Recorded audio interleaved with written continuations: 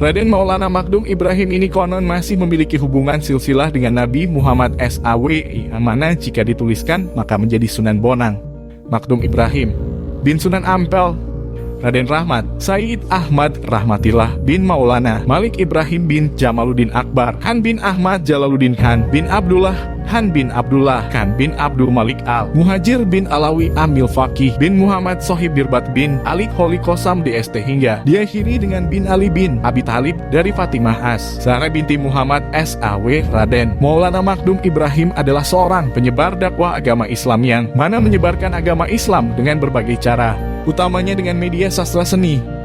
Kepopulerannya memang tidak lagi diragukan di tanah Jawa, utamanya karena ia merupakan anak dari Sunan Ampel atau Raden Rahmat. Raden Maulana Ibrahim ini dalam bidang pendidikan belajar dari ayahnya sendiri, yakni Raden Rahmat atau Sunan Ampel. Di sana ia belajar bersama dengan santri ayahnya yang lain seperti Sunan Giri, Raden Kusen, Raden Patah, dan lain-lainnya. Raden Maulana Ibrahim juga belajar bersama Syaikh Maulana Ishaq, salah satu anggota dari Wali Songo yang satu ini terkenal dengan penyebar Islam yang menguasai berbagai ilmu yang antara lain adalah sebagai berikut: ilmu tasawuf, ilmu fikih, ilmu usuluddin, seni, sastra, arsitektur, ilmu silat, dan lain-lain. Selain itu, Raden Maulana Makdum Ibrahim juga terkenal dengan kepandaiannya untuk menemukan sumber air di tempat yang dianggap sulit untuk menemukan air. Salah satu karya yang menggambarkan bagaimana kehebatan yang dimilikinya adalah Babat Daha Kediri yang menceritakan bagaimana hebatnya ia dalam mengubah aliran sungai Berantas untuk media dakwah. Sebagai seorang cendekiawan, Sunan Bonang juga menciptakan berbagai karya-karya. Karya tersebut tentunya menjadi bukti dan dapat menjadi media pembelajaran dari waktu ke waktu. Karya yang dibuat oleh Raden Maulana Ibrahim antara lain adalah sebagai berikut: pengubahan karta sastra yang berbentuk suluk atau tembang tamsil suluk wajil, Tamba Ati, Haite Boek van Bonang, buku yang diperkirakan dibuat bersamanya dengan ilmuwan Belanda. Kitab Tanbihul Ghafilin, kitab tasawuf setebal 234 halaman, menambahkan instrumen Bonang pada gamelan Jawa, pembuatan tembang berjudul Tamba Ati, dan masih banyak lagi. Karya-karya tersebut tidak lekang oleh waktu. Bahkan salah satu lagu buatannya, yakni lagu yang berjudul Tamba Ati ini terus-terusan diperdengarkan, baik sebagai hiburan maupun sebagai tembang untuk media berdakwah. Sebagai seorang sunan, beliau memiliki ilmu yang dikuasainya. Tidak hanya disegani di seluruh pulau Jawa saja, tetapi juga kepandaiannya mampu membuat semua orang semakin segan. Sunan yang satu ini terkenal dengan ilmunya yang dikuasai antara lain tasawuf, usuluddin, sastra, dan juga karomah yang dimilikinya. Beliau juga mengajarkan muridnya berbagai penekanan ilmu tentang sholat dan juga zikir. Yang perlu Anda ketahui juga, beliau juga amat populer dengan penguasaan ilmu kebatinan kepada santrinya cara mengembangkan zikir yang dilakukan dengan gerakan fisik yang bersumber langsung dari Rasul yang dikombinasikan dengan keseimbangan pernafasan. Keseimbangan pernafasan tersebut disebut dengan metode rahasia Alif Lam Mim yang artinya adalah hanya Allah SWT yang mengetahui. Memang, ilmu yang ditemukan oleh beliau diambil dari nama huruf hijaiyah yang kemudian diajarkan kepada santrinya dengan berbagai gerakan fisik yang memiliki makna tertentu dan tentunya dengan maksud yang mulia. Maka secara sederhana dapat ditarik kesimpulan bahwa beliau mengajarkan kepada santrinya sebuah ilmu untuk mudah menghafal huruf hijaiyah yang terdapat 28 huruf. Dengan menghafalnya, kemudian santrinya diajari untuk mengartikan dan memahami Al-Quran dengan baik dan benar. Bahkan hingga kini metode beliau masih dipelajari pada padepokan ilmu sujud dan tenaga dalam Indonesia. Selain itu, beliau juga memiliki karomah seperti tongkatnya yang dianggap ajaib, yakni mampu merubah pohon aren menjadi pohon emas dan juga mampu mengeluarkan air yang memancar. Karomah dari Sunan ini akan dijelaskan pada kisahnya selanjutnya. Setiap wali yang menyebarkan syiar agama tentu memiliki metode tersendiri dalam menyebarkan agama Islam. Sunan yang satu ini pun juga memiliki metodenya sendiri, yakni menggunakan metode akulturasi budaya. Anda pasti mengetahui bahwa dahulu, kala sebelum di Indonesia tersebar agama Islam, mayoritas penduduknya adalah penganut Buddha dan Hindu. Sunan Bonang sendiri menggunakan metode penyiaran agama Islam menggunakan kebudayaan Jawa. Ia menggunakan berbagai kesenian rakyat untuk metode menarik simpati masyarakat Indonesia saat itu. Kesenian rakyat tersebut misalnya adalah wayang dan juga permainan bonangnya, gamelan. Gamelan bonang adalah salah satu macam alat musik daerah yang terbentuk dari kuningan yang mana memiliki benjolan bundar di tengahnya. Apabila dipukul dengan alat pemukulnya yang berupa kayu lunak, maka akan terdengar suara merdu dari alat tersebut. Ia menggunakan gamelan tersebut untuk menarik simpati dari masyarakat. Raden Maulana Makdum Ibrahim memang seorang wali yang memiliki rasa seni yang tinggi. Bahkan setiap lagu yang dibuat untuk mengiringi pertunjukan wayang selalu memukau, yang mana isi dari lagu tersebut berisi ajakan dan juga dakwah. Dengan metodenya yang baik ini, masyarakat Indonesia dengan senang hati menerimanya dan kemudian banyak dari mereka yang mau masuk Islam. Pada setiap pementasan wayang, beliau juga sosok seorang dalang yang sangat handal dalam membawakan jalan cerita. Tiap lagu yang dimainkan oleh beliau selalu bernuansakan lagu Islami dan zikir sehingga membuat banyak orang semakin tertarik untuk mempelajari agama Islam yang dianggap mampu membawa kedamaian dan ketenangan hati. Telah dibahas pada subjudul sebelumnya bahwa karya sastra yang dihasilkan oleh Raden Maulana Makdum Ibrahim ini sangat beragam. Karya sastra yang diciptakannya juga merupakan metode dakwah yang digunakan beliau untuk menyebarkan agama Islam. Metode tersebut antara lain adalah sebagai berikut salah satu suluk yang beliau buat dan sangat terkenal dari salah seorang cantrik yang dimilikinya. Pada syair yang dibuatnya tersebut ada dua makna yang terkandung. Pertama adalah bentuk penggambaran bagaimana suasana peralihan dari ajaran Hindu dan kemudian menjadi Islam. Yang kedua adalah tentang perenungan, ilmu sufi yang mana merupakan ilmu yang mempelajari tentang konsep ketuhanan. Suluk Wijil ini awalnya dibuat karena ada seorang murid miliknya yang penasaran tentang asal mula agamanya dan bagaimana rahasia yang dimilikinya tersebut. Terdapat makna yang tersirat di suluk ini yakni tentang mengenal diri sendiri dan lain sebagainya. Suluk yang satu ini berisi tentang jalan yang harus dilalui untuk bisa mencapai tingkat paling tinggi dari seorang ahli sufi. Syair tersebut ditulis pada suatu tembang wilangrong yang mana sangat panjang. Arti gentur sendiri adalah sempurna atau lengkap, tetapi banyak juga yang mengartikannya sebagai ketekunan atau semangat. Kandungan yang terdapat pada suluk satu ini adalah tentang syahadat daim qaim dan fana ruhi dafi. Syahadat daim qaim adalah anugerah agar bisa melihat seseorang bersatu dengan kehendak ilahi. Secara singkat, syahadat itu antara lain syahadat atau penyaksian sebelum seseorang terlahir ke dunia. Syahadat atau penyaksian saat seseorang masuk ke dalam agama Islam. Syahadat atau penyaksian yang diucapkan oleh para nabi, wali dan para mukmin sejati. Sedangkan fana ruhi dafi merupakan bentuk pembuktian atas ayat yang 2888 Al-Quran yang mana memiliki bunyi bahwa segala sesuatu akan binasa kecuali wajahnya. Suluk yang satu ini kini tersimpan di Universitas Leiden berisi tentang penggambaran seseorang yang sedang mengalami kegelisahan hati dalam menunggu kekasihnya. Dan kemudian makin malam kegelisahan serta kerinduannya pun semakin menjadi. Tetapi kemudian sang kekasih datang dan ia menjadi lupa akan segala sesuatu kecuali wajah sang kekasih tersebut. Kemudian akhirnya ia hanyut. Suluk satu ini terkenal di dalam tembang dan danggula. Nama Jebeng sendiri berasal dari istilah orang Buddha yang dituakan karena ia menuntut ilmu. Suluk Jebeng diawali dengan percakapan tentang bagaimana khalifah di bumi diturunkan, serta pengenalan hakikat diri untuk cara menuju jalan kebenaran. Suluk ini juga berisi tentang penyatuan antara manusia dengan Robnya. Suluk ini merupakan karya dari Sunan Maulana Ibrahim, yang bentuknya adalah berupa lirik puisi yang menakjubkan. Pada isi syairnya ada penjelasan bahwa hati yang dimiliki oleh seseorang yang sedang dalam perasaan cinta itu ibarat hanyut dalam pasang air laut dan terbakar api hingga hangus. Pada akhir baitnya dituliskan, Ka'ab al-Mukmin bait Allah Raden Ibrahim diutus oleh ayahanda untuk pergi membara pada sebuah gunung. Ada wasiat yang diberikan oleh ayahnya, yakni beliau tidak diperkenankan untuk berhenti hingga benar-benar sampai di hutan yang disebut dengan Alas Kemuning. Dikisahkan dalam pengembaraan tersebut, ia tidak makan maupun minum hingga ia bertemu dengan Nabi Khidir. Kemudian Nabi Khidir meminta Sunan untuk melanjutkan perjalanannya pada Alas Kemuning. Setelah 4 hari melanjutkan pengembaraan, Nabi Khidir kemudian menemui Sunan dan memberitahukan bahwa hutan itulah yang menetap dan juga bertapa pada sebuah batu. Batu yang dibuat Sunan untuk bertapa tadi dikenal dengan istilah pasujudan, yakni tempat Sunan tersebut sujud kepada Allah SWT.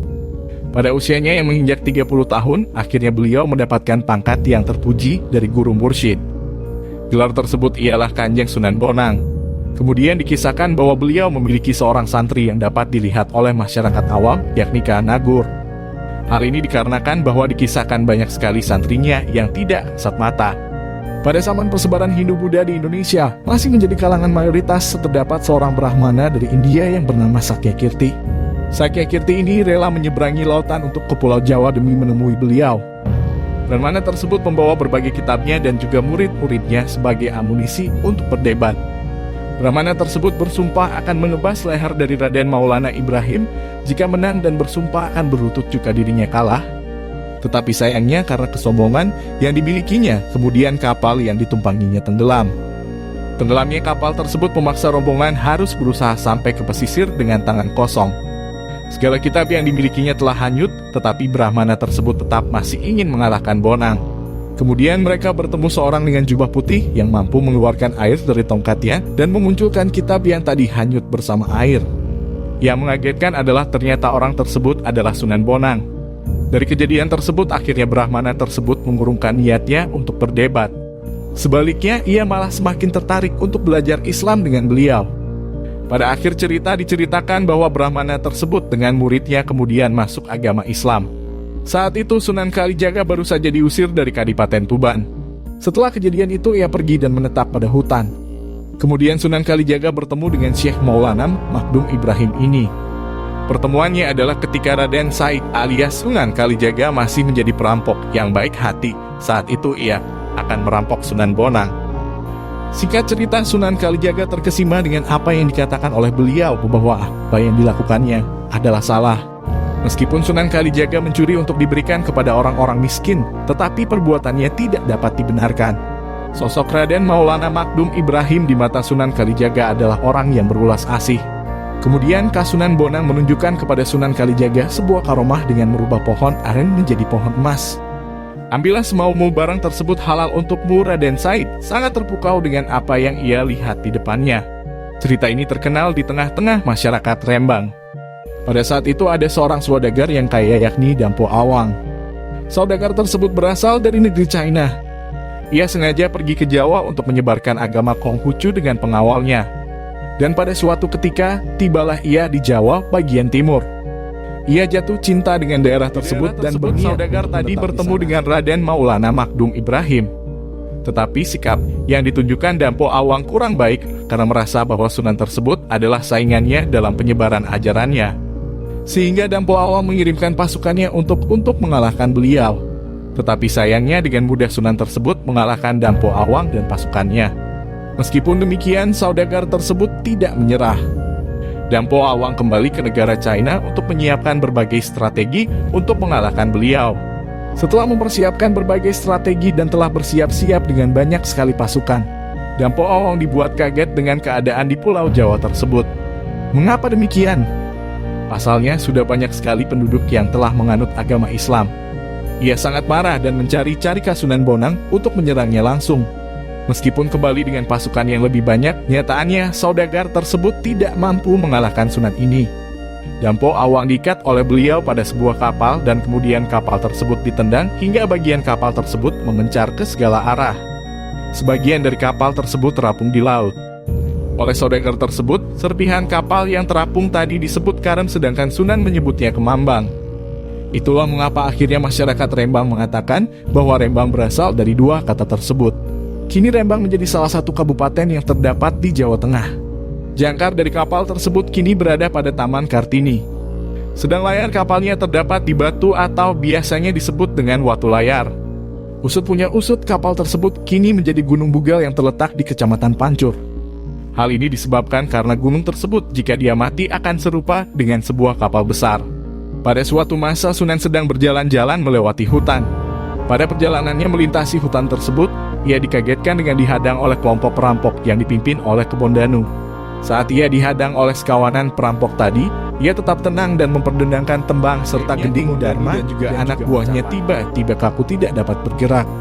Tangan dan kakinya seolah mati rasa dan tidak dapat digerakkan sama sekali. Karena panik dengan keadaan tubuhnya yang seperti itu, mereka tidak dapat berbuat lain selain meminta maaf dan meminta tolong kepada Raden Maulana Malik Ibrahim. Ampun ... tolong ...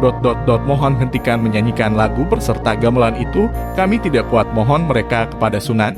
Mendengar rintihan kesakitan dan ketakutan yang dilakukan oleh Kebon Danu dan juga kawanannya, akhirnya Sunan menghentikan suara gamelan dan juga tembangnya. Para perampok tersebut sangat takjub dan merasa heran dengan kehebatan yang dilakukan Sunan. Setelah kejadian itu, Sunan meminta Kebon Danu dan teman-temannya untuk bertobat. Akhirnya mereka semua kemudian masuk ke agama Islam dan menjadi pengikut setia Sunan. Selama ini masih menjadi perdebatan, di mana sebenarnya letak makam dari Sunan ini. Ada banyak yang mengatakan bahwa makamnya terletak di daerah Tuban, Jawa Timur. Bukan hanya di Tuban, ada pula yang menyatakan bahwa makam beliau berada di Rembang dan juga di Bawean. Jika menurut seorang pakar ilmu spiritual yang bernama Kang Masruk Khan, ia mengatakan sebagai berikut tentang makam yang sebenarnya dari Kasunan Bonang ini masih terus menjadi perdebatan. Mengapa demikian? Hal ini dikarenakan memang semua tempat tersebut kenyataannya pernah disinggahi oleh beliau, diyakini memang akan membawa berkah. Nah, untuk semua pusara Sunan tersebut yang dianggap suci memang benar-benar ada. Mereka berdoa berharap mendapatkan keberkahan saat ziarah. Desa Bonang merupakan tempat ziarah, yang mana juga merayakan berbagai hari penting untuk kemudian diperingati sebagai peringatan wafatnya Kasunan Bonang. Ada berbagai peninggalan atau petilasan beliau yang dapat dilihat dan dikunjungi di daerah tersebut. Hal ini benar adanya karena memang beliau pernah singgah di sini. Terdapat sebuah rumah besar yang kini dipergunakan sebagai tempat ibadah masjid karena sering digunakan untuk ibadah sholat. Bukan hanya rumah besar tersebut saja, juga ada bende becak atau juga dipanggil dengan sebutan bende Bonang. Benda tersebut merupakan gamelan milik beliau yang dahulu digunakan sebagai media dakwah. Selain itu ada juga sebuah tempat bernama Pasujudan yang dianggap merupakan tempat yang dulunya digunakan Sunan untuk bersujud ibadah kepada Allah SWT. Tempat tersebut banyak dikunjungi oleh orang-orang yang ingin mendapatkan percikan berkah dari Sunan. Sebuah penuturan Kang Masruk Khan menjelaskan memang yang selama ini paling diyakini sebagai makam Sunan adalah yang terdapat di Desa Bonang, Rembang. Hal ini ditunjukkan dari banyaknya peziarah yang datang dan asalnya bukan hanya dari Jawa saja. Itulah mengapa tempat yang paling dianggap makam Sunan ini berada di Desa Bonang selain alasan di atas. Alasan lainnya adalah banyaknya bunga melati yang tumbuh di Desa Bonang tersebut. Terlepas dari perdebatan tentang di manakah makam yang sesungguhnya, apakah di Tuban atau Pulau Bawean? Yang jelas adalah ketika Kang Masruk Khan berada di Desa Bonang, artinya Tuban Bumi Wali. Hal ini dikarenakan ada banyak wali yang dimakamkan di daerah tersebut. Makam Kasunan Bonang salah satu yang ada di sana dan selalu ramai dikunjungi oleh peziarah dari berbagai daerah di Indonesia. Makamnya terletak pada tengah-tengah kota Tuban yang mana berlokasi di barat alun-alun Tuban. Tepatnya, makam tersebut terletak di belakang Masjid Agung Tuban. Lokasi tepatnya makam ini adalah berada di Jalan KH Mustain Kutorjo ke Tuban, Kabupaten Tuban, Jawa Timur. Jika Anda masih berada di lingkup Jawa, mungkin menggunakan bis dapat menjadi alternatif terbaik untuk datang ke situ. Ziarah makam ini dibuka selama 24 jam non-stop sehingga Anda dapat memilih waktu kapanpun untuk datang ke tempat ini. Untuk menjangkau makamnya cukup mudah. Bagi Anda yang kesana menaiki bis, untuk datang ke lokasi makam Anda dapat memarkirnya dan menjangkau makam menggunakan becak. Apabila Anda naik mobil, motor, atau mungkin elf, Anda dapat langsung memarkirkan di sekitaran alun-alun. Jika Anda datang untuk berwisata religi di makam ini, maka Anda akan menemukan berbagai penjual oleh-oleh, makanan, parfum, dan juga minuman sehingga Anda tidak perlu takut jika ingin membawakan buah tangan bagi keluarga dan saudara Anda di rumah. Hingga kini makam Raden Maulana Makdum Ibrahim masih sering dikunjungi. Tidak hanya itu, kisahnya masih juga terus dikenang dan diceritakan sebagai pembelajaran bagi kita semua. Peninggalannya baik berupa petilasan maupun karya sastranya masih juga dipelajari dan dikunjungi hingga saat ini. Sekarang Anda telah mengetahui bagaimana cara dakwah yang dilakukan Sunan Bonang. Sejarah Sunan Bonang, biografi Sunan Bonang, semoga Anda dapat meneladani kisah Sunan Bonang di atas.